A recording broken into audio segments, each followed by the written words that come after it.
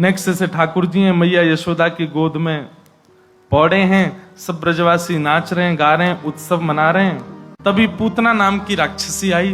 पूतना का रूप कैसा? बाहर से सुंदर है, सबको आकृष्ट करने वाली है, सबको देख करके लग रहा है सुंदर हो तो ऐसे हो, चाल हो तो ऐसी हो, मुस्कान हो तो ऐसी हो, रूप हो तो ऐसा हो, वस्त्र हो तो ऐसे हो, सुगंधी हो तो ऐसी हो।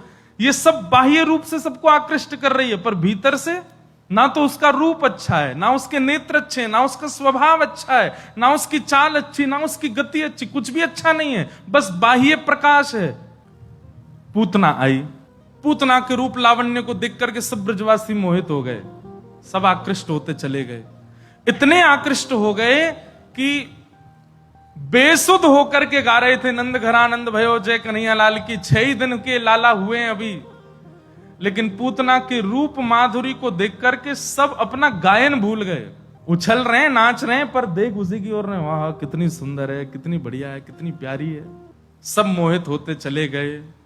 पूतना ने सबको अपना बनाया। भीतर जैसी नंद भवन में पहुंची, नंद रानी यशोदा की गोद में नन्हे से नीलमणि नील माधव भगवान सोए हैं, गोद में लिए यशोदा मैया सुला रही है।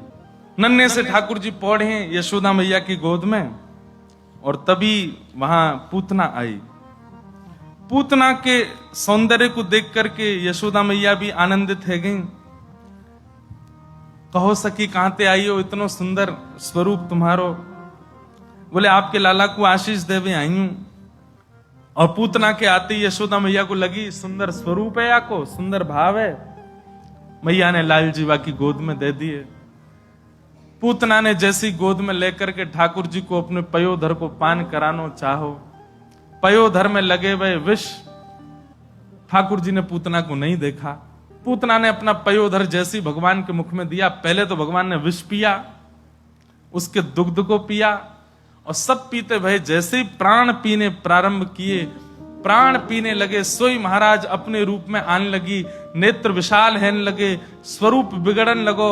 जैसी भयाभय रूप धारण किया पूतना ने, अरे बालक छोड़, अरे बालक छोड़, अरे बालक छोड़ चिल्लाने लगी। ठाकुर जी के तब नेत्र खुले जब अपने रूप में आ गए।